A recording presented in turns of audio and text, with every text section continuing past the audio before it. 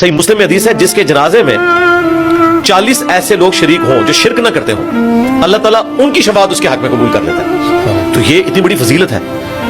نماز جنازہ کی دعا میں بھی لوگوں کی مغفرت ہو جاتی ہے. اگر واقعتاً کوئی شخص ایسا تھا کہ وہ اللہ کے دین کے لیے درد رکھتا تھا اور لوگ اس کے جنازے میں شریک ہوئے، لیکن یہ کہنا کہ ایک شخص پوری زندگی دین کے ساتھ باغی رہا تو اس کے تو جنازے میں 40,000 لوگ بھی شریک ہوں، جس نے پوری زندگی خود قرآن کو نہیں پڑھا اس کی میت پہ قرآن پڑھوا کر آپ نے اس کو بخشوا لینا ہے. اور ویسے بھی یہ عمل تو بدعت کے اوپر مبنی ہے. آج کل تو 500 روپے ریٹ چل رہا ہے، آپ ایک قرآن خرید سکتے ہیں کہیں سے بھی پڑھا ہوا، اور زیادہ خریدے تو میرے خیال 300 میں بھی پیکج کوئی طے ہو جائے گا.